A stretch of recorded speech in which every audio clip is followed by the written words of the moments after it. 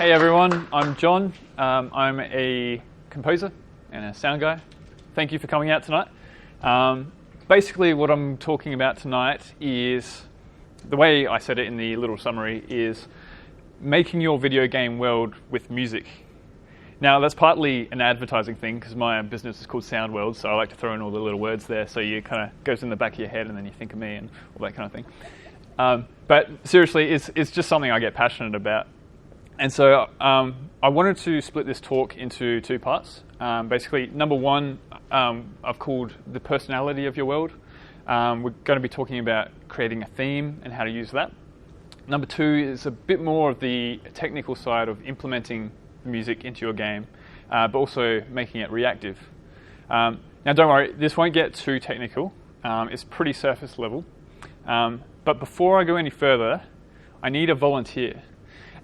And for this volunteer, first I want to ask, does anyone here do video game streaming?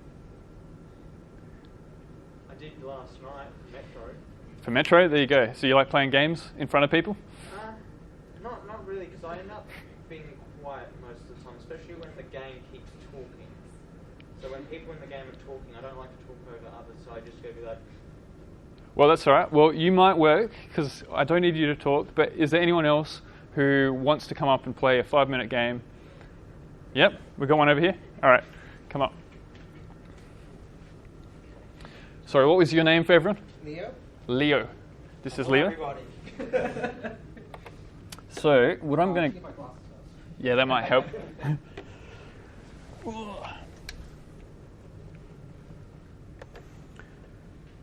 So, I won't say too much yet. This is a 5-minute game that I'll get you to play through. If you just want to come here, I'll show you. This is your controller. Oh no, I've never touched one of these That's before. right. So basically, it's a little platformer. Maybe if I unplug that back in, try that again. All right, give me 1 sec. I just have to restart this. Whoa. Oh. Can I use the keyboard controls? Yeah, you can do that. Easy. All right, cool. Well, It's working. No, that's keyboard. Is it? Oh, is it? yeah, Oh, it is. okay. All right, we'll try using D-pad. All right. There you go. Apparently I don't know how to use one of those. Yep. So X is your select. Ah. Yep. All right, here we go. And if you get lost, I'll help you.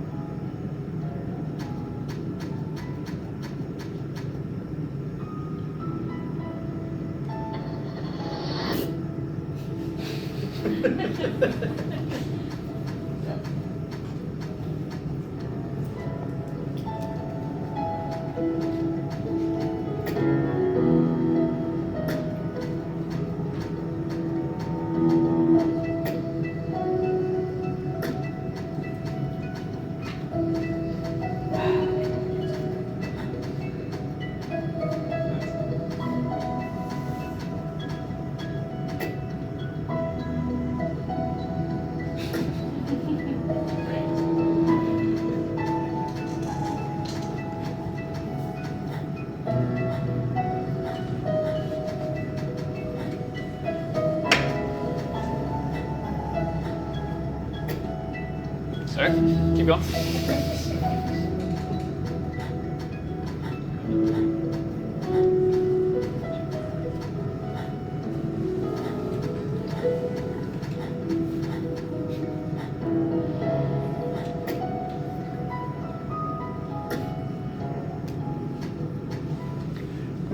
So while Leo's playing this, I want you guys just to listen to the music, because that's what we're going to be talking about a bit. feel free to read the writing as well. This game was made by my friend Hayden Smith. He did the art and the programming and the design, and he did the sound effects as well. So that's his little tongue. But I did the music, and yeah, we'll talk about how that's done.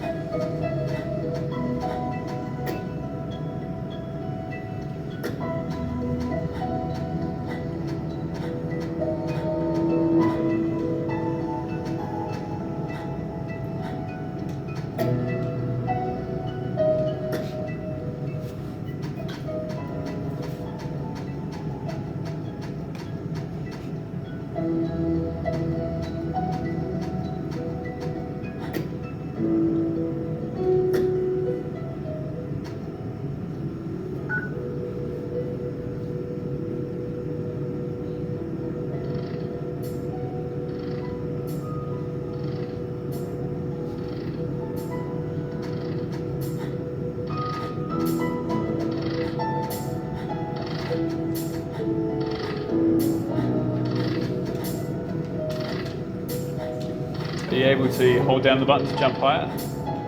Not really. No. There we go. There you go.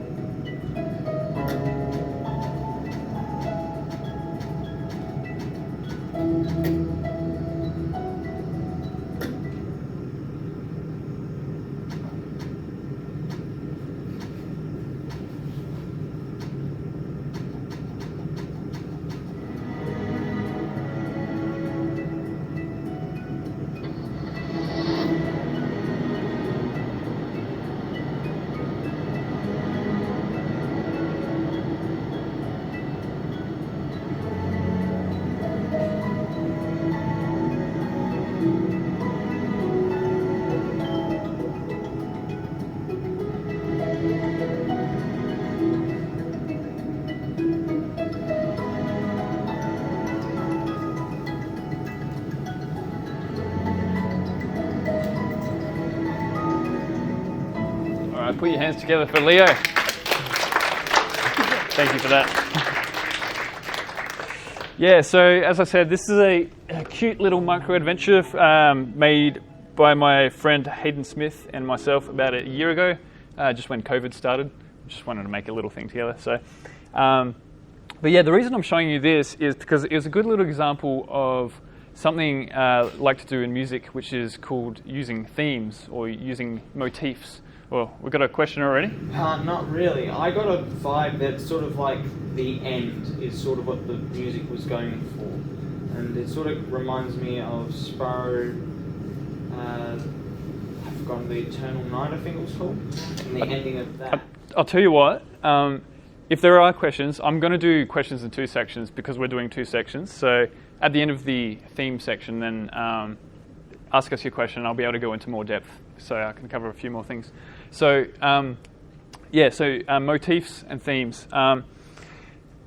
What they are is basically a melody or a pattern or an instrument or a style that you use in different contexts, in different places, to create more emotional attachment. Now, what I'll do is, you have just seen that game, but I've just got a quick video that breaks down the different themes that I used in this game.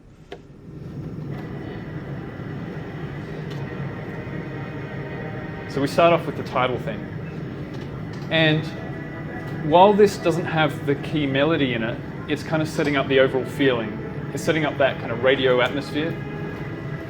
It's trying to reflect the tone of the game, which is one of nostalgia for your home back on Earth.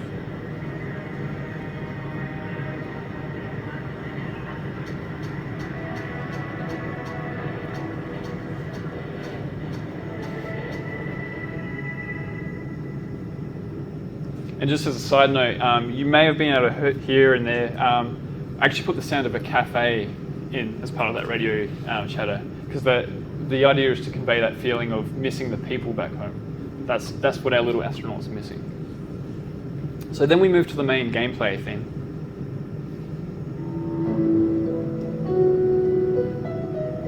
And this is the song, the melody that you would have heard playing out throughout the whole thing. This gameplay theme is actually the core theme, the core motif that everything else is built around.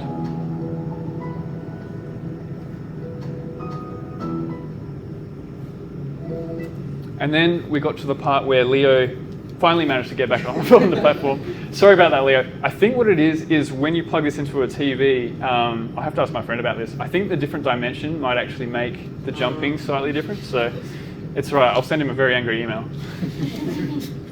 So when Leo was able to start the rocket fuel and able to get up onto the little platform, to initiate the cutscene, that kind of is the title screen plus the "This is your mission." I call it the cinematic theme. Something that uses those same kind of chords, but in a slightly different way, a bit more emotional.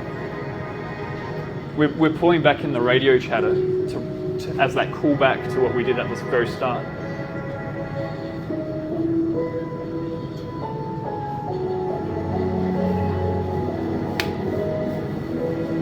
And what this is also doing is setting up a secondary theme. So we've got the gameplay theme and then we've got the cinematic theme, and they will be used later. So after the cinematic theme plays, this is very subtle, but on the way back, you have the gameplay theme, but there's actually a few extra bits in there. There's some pulsing bass and there's a little hi-hat that happens. Now that's something that wasn't originally meant to be there. It was just through playtesting myself, I realized that once we got up to that second bit, the feeling that the character would be feeling is one of anticipation of, I'm about to finally get home. And so it's that excitement. And so the music is trying to reflect that, but still using that core theme. And then we finally climb into the rocket. Or as we are about to, there's some silence. And now I have to say, this was actually Hayden's idea, so props to him for using a little bit of silence as a palette cleanser. And then you have the ending theme. And what I want you to listen for here is we've actually taken the gameplay theme and the cinematic theme and layered them together.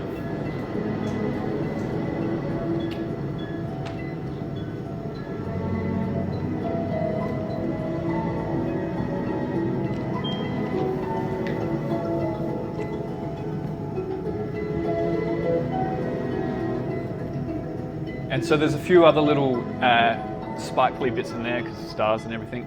But even though this is a 5-minute game, the architecture of how to build these themes remains the same as if you were doing it for Star Wars, for example, which is where you set up different themes, different motifs for different characters, different places, to start that emotional connection and then keep using it in different ways to reinforce that emotional connection.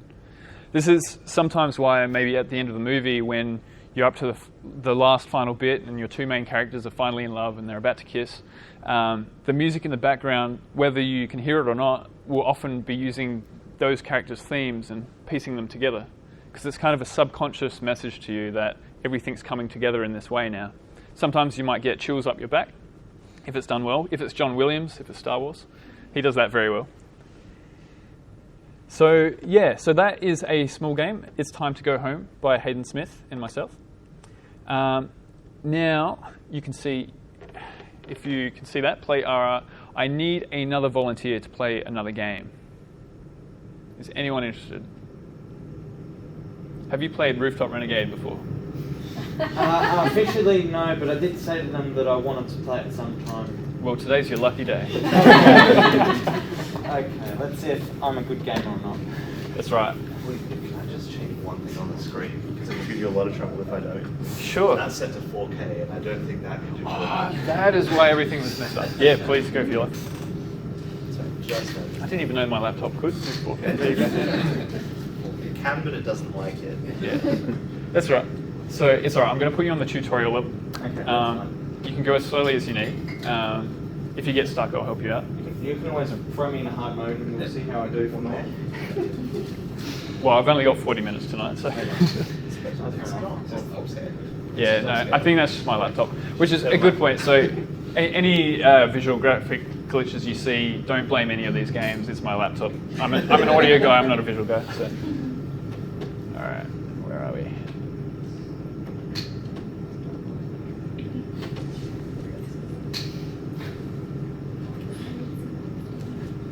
Sorry, what was your name, Favor? My name's Michael. This is Michael. Could I get a hand for Michael, please?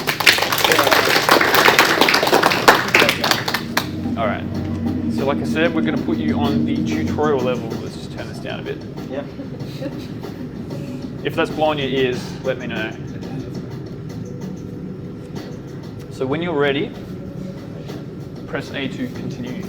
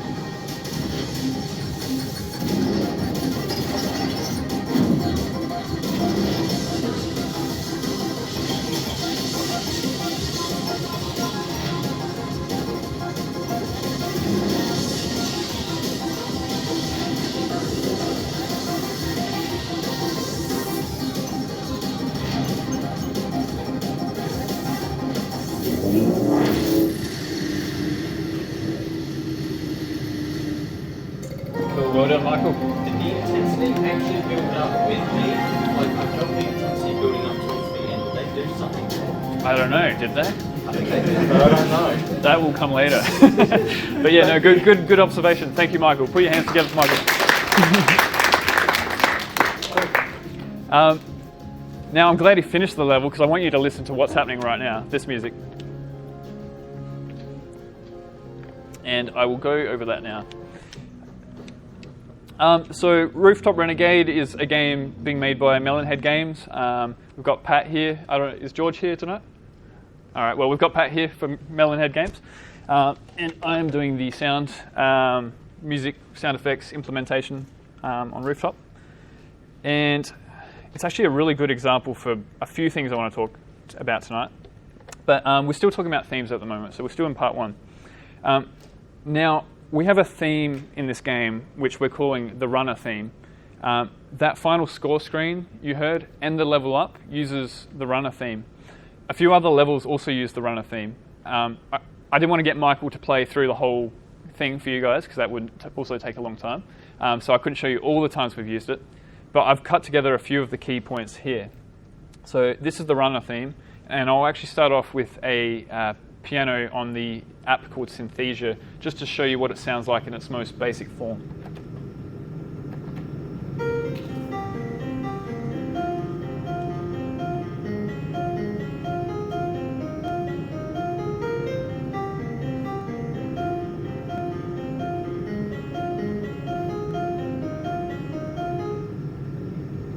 And here it is in one of the levels. Oh, sorry, in the score screen.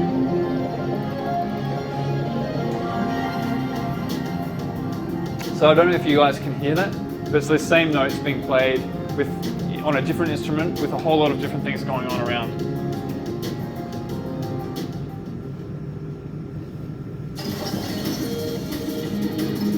And he's in one of our Rising Resort tracks on the electric guitar.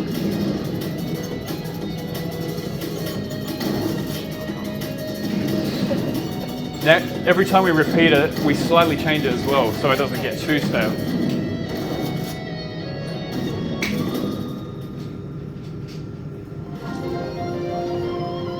Now, we use part of it for the level up fanfare. And here it is on another track, this time on acoustic piano, acoustic keyboard.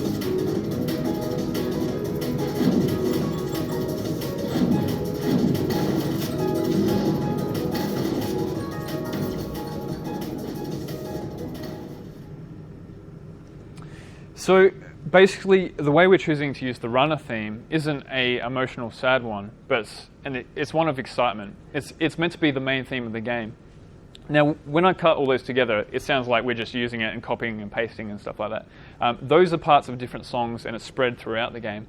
But it's one of those shortcut triggers for your brain to kind of make you feel excited, to make you feel like this is an exciting world. And so that's the world that we're trying to paint for Rooftop Renegade.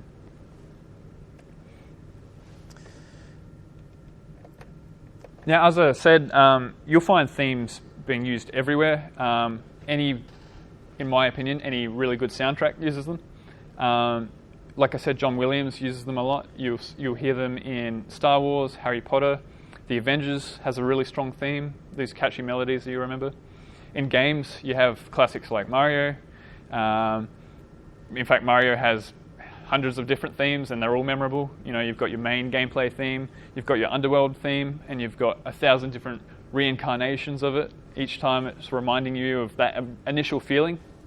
Games like Undertale, Toby Fox did a really good job. He had probably 10 different themes in there for different characters that were cut together into different songs, and each time they came back, they reminded you of your relationship with those characters. So themes, motifs, they're the same thing more or less. But if you're going to do music for your game, I would strongly recommend you think about starting from a thematic point, of starting with that core melody, that core idea that you can then expand out into the whole package. So that is the end of part one. Any questions about that? Michael. I sort of started falling asleep there, but I was talking about the last game because it sort of gave me similar vibes to what the ending of Eternal Night was, the Spyro game, because it gives that feeling and vibe that we're close to the end, or we're at the end. And with your game that you just showed not too long ago, it sort of had that sense of like this is the end, it's leading up to the end. It's sort of paving out that it's not going to be a very long journey. It's not saying, hey, I'm at the beginning of the game, it's a long game. It's saying it's a really short game, and it feels like that. Well, I'm glad to hear that because it is a short game. So, but you know, that was definitely the intention. So I appreciate that. I was wondering if you could speak to, I guess, the difference between like a setting in a game and then the game mechanic, and the way that music can reinforce that game mechanic. So obviously, you know, that kind of pacey feeling where you're increasing the, you know, tension and pace as the runner goes. Whereas the sort of more art game, that was kind of it was more like just to sort of see the art and hear the music, and it was a very simple mechanic. Had a very whimsical and kind of relaxed feeling, you know. I've noticed sort of 4X games and Sims and things have that hypnotic looping effect that goes for hours and hours and gets that player engagement. So I'm wondering if you could speak to that kind of, I suppose, the functional side. Yeah, sure. So the question, I've been asked to repeat questions here. So the question is, can I speak on the difference between having... Well, I guess the application of music to the functional side of player engagement in the game's mechanic, as opposed to the emotional engagement. Music being tied into the game mechanic versus music just being as part of the setting. Yeah, the setting, the kind of, you know, putting it in a... Yeah, sure. Well, I'll speak briefly on it, just because the next section actually kind of goes into mechanics and stuff like that. But yeah, you're correct.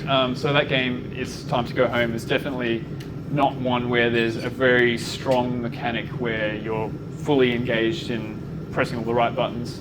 And so it is more of an art piece. It was more of a, you know, it's not something we tried to sell. It's a self-expression kind of thing.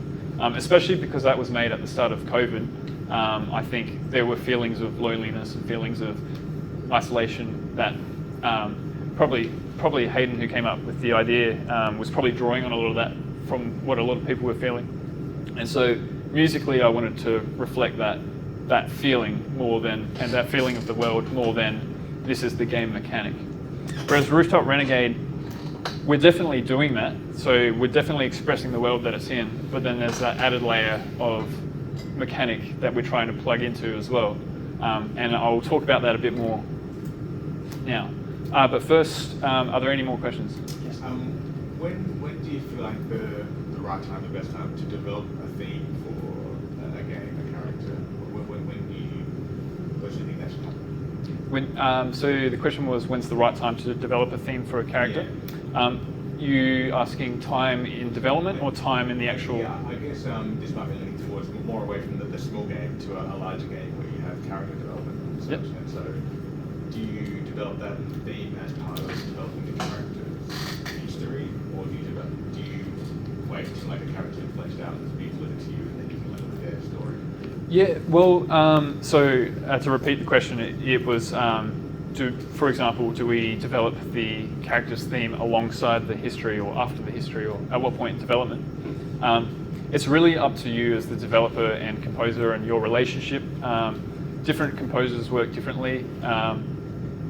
Me personally, you know, if I have a history there, if the character's already very fleshed out, it makes it easy for me to then go and read through that and kind of try and get into what's already solidified and in place. And then, you know, for example, if your character comes from a certain place in the world, then I may decide to use certain instruments and certain melodies that are part of, without getting too technical, part of scales which are from that kind of place in the world. It doesn't have to be done that way though. I also personally enjoy being there at the start of the process and having that back and forth. But that really comes down then to your actual dynamic as a team. Is there, you know, for example, does the composer, do their ideas, are their ideas likely to come back the other way and inspire character design changes and things like that? Yeah, so as far as development goes, it's really where it works. I think traditionally, music generally comes later in the piece once more of the game and story is solidified. And that will probably, on a large project, I would probably recommend that in that it will help stop too many changes down the track. You know, if someone decides that our character is no longer from the Samoan Islands and the composer's used all instruments that are from that, well then they have to change that, so which is a waste of everyone's time and money. So you just got to think about that pipeline, workflow. Yes? How do you go about incorporating the character's theme into music? So, do you write?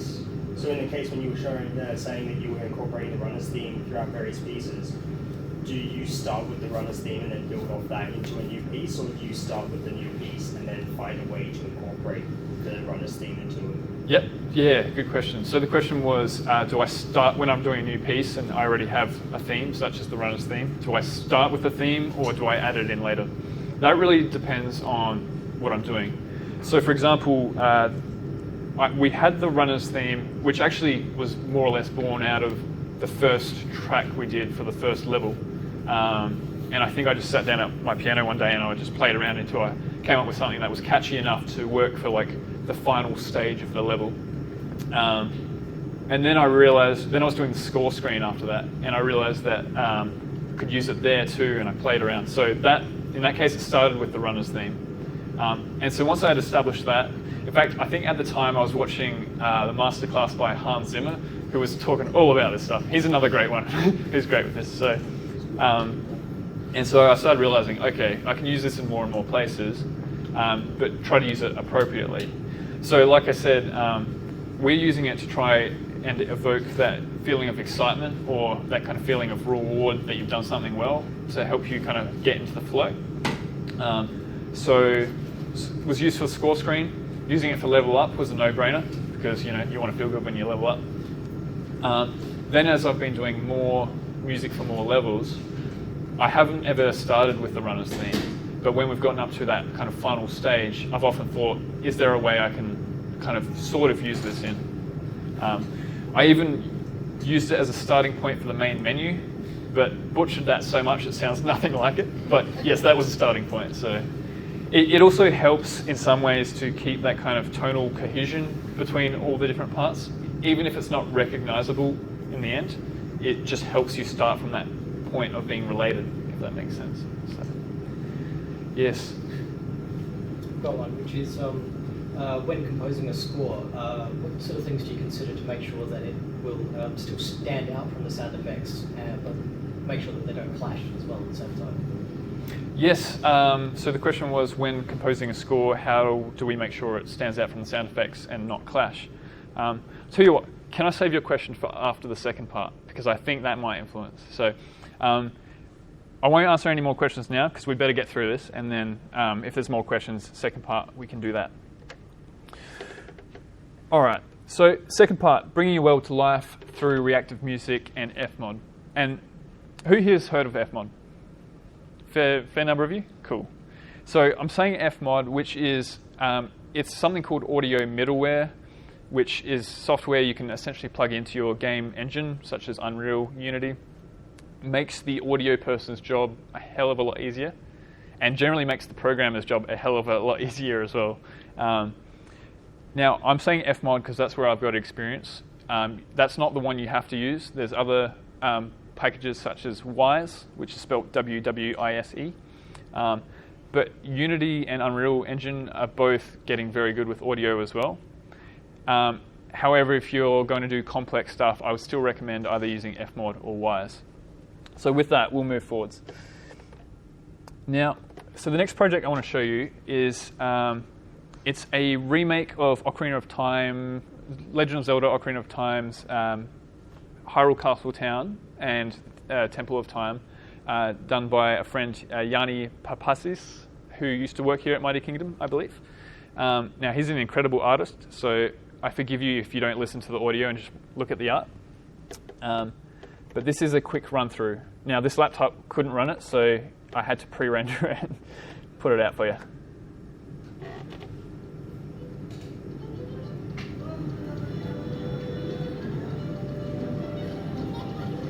And what I want you to listen out for is the musical instruments and how they change depending on where you go.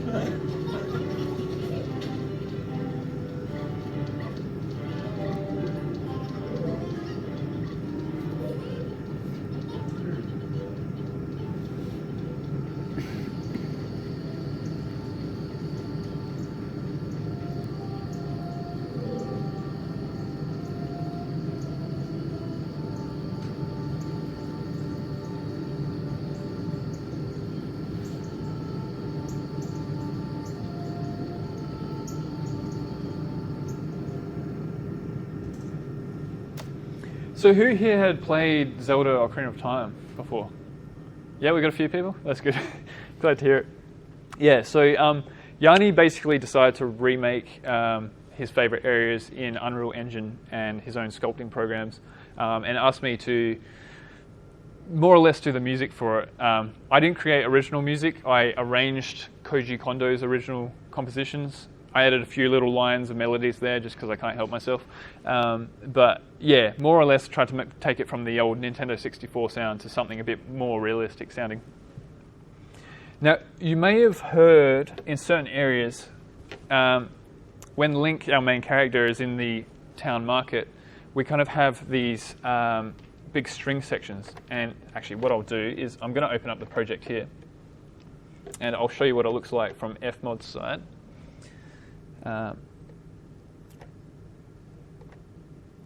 Music main. So basically what we have here is the different instruments that are going on. Now, if I just hit play, we have what you hear in the main town center. Now what I wanted was when Link goes down the side streets, we wanted that feeling of being around people to get a little more quiet. So what happens is I have a distance here, and you can hear as I've turned up the distance, it's changed the volumes of several of these instruments to transition from that big wide feeling to this little feeling where there's just one little viola, there's a little flute that comes in, so it sounds like one or two people as opposed to the big bustling sound. And we can transition back fairly seamlessly.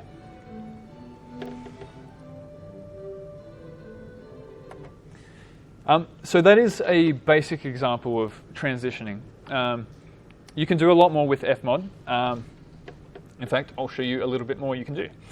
But to do that, we have to go back to Rooftop Renegade. Now, a question was asked before about the intensity. I think it was, Michael. Thank you for asking that question, because you were correct. In Rooftop Renegade, we have a crystal power system where basically, as you collect those crystals, you go through several different levels.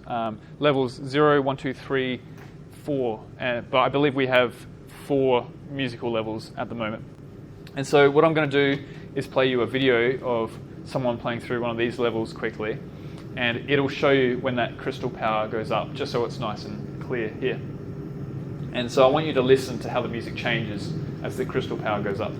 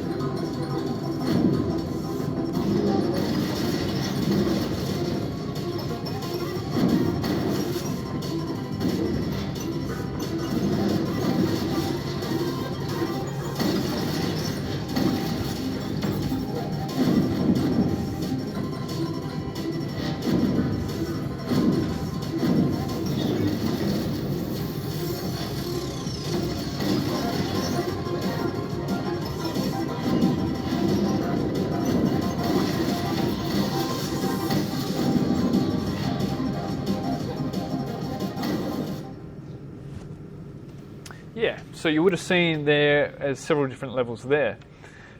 Now I'm going to show you the top secret project in all its glorious mess. And the reason it's very messy is because I was going to clean it up, and I told Pat, but he said, no, people have to see what it looks like when you're developing. So feast your eyes. So that one we were listening to here was track 2. Now you can see up the top here, this is basically all the logic that's going on. These tracks contain the actual song of the track in its different layers, and then it's got the score screen, and then it's got these transition points, so things kind of try to flow together and it isn't too abrupt and all that kind of thing. So if I just play this, no, actually, sorry, it was this one, track 3. So this is the song that we've heard. You can see I've got all these variables I've set up the top here, which I won't go into what they all do, but they're all linked to different things in the Unreal Engine blueprints. But our flow meter here is what controls the different level. And so we're currently in that level 0, level 1, level 2, and level 3. So if I bring that back down and try to zoom in here for you.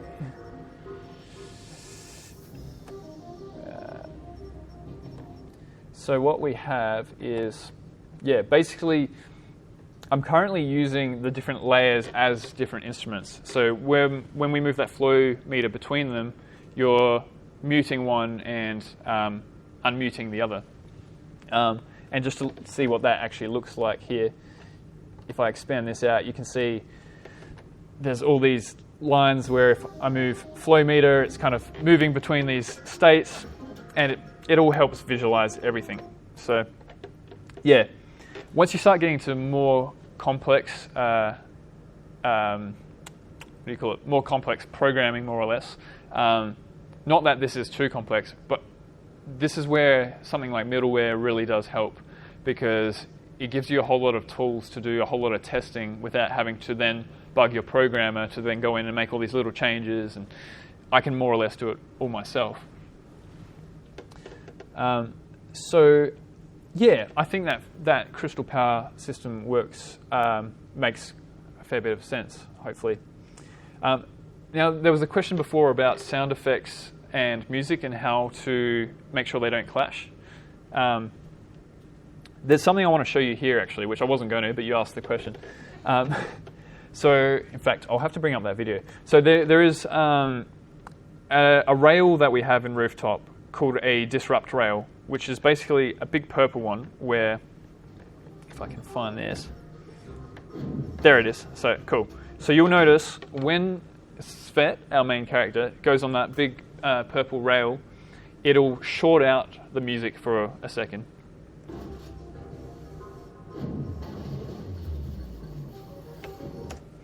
Now, it's subtle, but what it does is it knocks out the music and then it slowly comes back in. Now, that's something we can do here, where in my sound effects folder, and we have that as a object, I believe, disrupt rail, burst. There you go, I've got it. You can see I've got a few things going on here. So the actual sound effects made up of a few smaller sound effects, 3 of them. Then we have something here, music EQ down, which, again, without getting too technical, I'll just show you. We have a second section called a mixer, where basically you can control the volumes of everything and automate everything. But it's made so every time this sound effect, every time that plays, it actually knocks out that music and slowly fades it back in. So you can more or less put programming into sound effects and more or less put programming into music. And that really helps. So I guess my main point with showing you FMOD and some of the things that I've done over the last year with dynamic audio is the idea that music doesn't have to be one-dimensional in video games anymore. You can start getting things where you have different pathways depending on what's happening. Music may go down this happy route or this sad route depending on what's happening. And a lot of that can be done through audio middleware, can be done through programming, but it's just important to start thinking about how you want to convey your world and how you want to make that world feel alive with your audio kind of reacting to what the player does. So thank you for that. Are there any other questions? Or have I answered all of them? Yep. Earlier on in the first section, you talked about using like melodies as like themes. Can you also kind of do that with like certain instruments? Like if you've got a specific instrument that you play for like a certain character, and then maybe you play that same instrument later in the game but with a different melody, can that also be used to sort of convey themes? Yes, yes, it's a good point. yes and no. So yes, by using the same instruments, you're keeping that consistency of tonal palette the same way you would with color schemes in art. And it keeps that same overall feeling. Now, if you use that same instrument for a different melody, yes, it'll still convey the same kind of feeling of where you are, or possibly like the materials that are around the place. But often if it's a very completely different melody, then it doesn't create that same kind of association. By that same token, if you use the same melody and you put it on something completely different, so if originally it's played on a very nice little piano and then it's played on electric guitar, I say that and I did it, but it does widen that gap, but sometimes it can actually be used very effectively, if that makes sense. The key point I want to make, and this is something I've heard in a couple interviews, is with themes and motifs, the way to make them emotionally stronger is to use that same melody, but in a new context. Sometimes you can use a melody, but based on what other sounds you put underneath, you can either give it a happy feeling or a sad feeling. But if that motif is tied to a character, then it's almost like going through that emotional journey with the character, where you have the happy time and the sad time. And that's really where the power of themes and motifs exist. Does that make sense? Yep. Cool. Any other questions? Yep. I have a question, which is, using something like FMOD, would it be possible to do something like detect like audio hardware and change the score according, so for instance it'll play Yeah, that is a good better question. for headphones or better for if they've got a... So the question was, can FMOD detect audio hardware and react and change the audio based on that? I haven't seen that in FMOD. It may be possible. They're updating the program all the time. Something like that would probably be best done in the actual engine if you're using Unreal, but then you could pass that information back, I suppose. I had a hand up over here. Yeah, so you can feed back some information.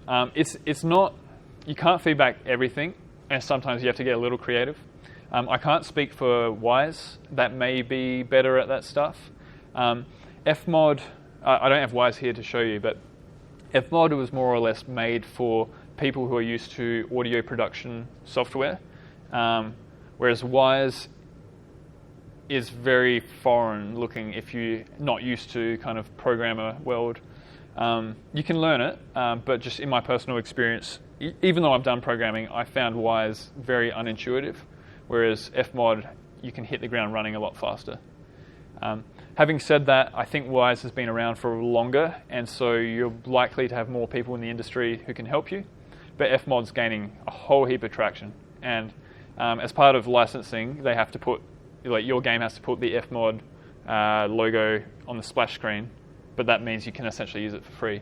But that means that when you play a game that you like the sound of, you can generally tell what engine it's using, what middleware it's using from the splash screen. So, yeah. Yes?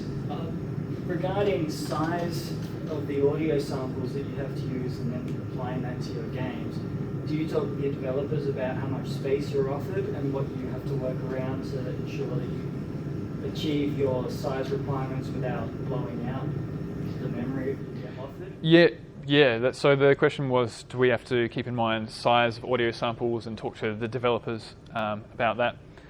Yes. If you know about how to do that as an audio person, it will certainly work in your best interest. So something like Rooftop Renegade, we didn't really have to think about it because FMOD, I believe, converts everything to OGG files and then has its own kind of proprietary conversion thing that goes in the middle. But for example, I worked on another project which was an 8-bit platformer that was going to be played on a website. Didn't use any audio middleware because that was way beyond what we needed. But we were using Unity, and so I had to learn how to do all the conversions in Unity to reduce the size of all the samples, but find that sweet spot so it still actually sounds all right. So especially if you're doing web stuff, you definitely have to think about that. Any consoles, things like that, we're definitely beyond the era where you had to fit it on a tiny little Nintendo 64 cartridge or whatever. But if it's going to be a huge game and your audio is going to blow out the download sizes, especially of things like patches. You still have to think about that, but yeah, it really depends on the platform. So, yeah. Well, I believe that's it. So, thank you everyone for coming tonight. If you have any other questions, I'm on the Adelaide Game Developers Discord most of the time. I'm just hanging out in the audio section. Otherwise, just come talk to me in person. So, thank you.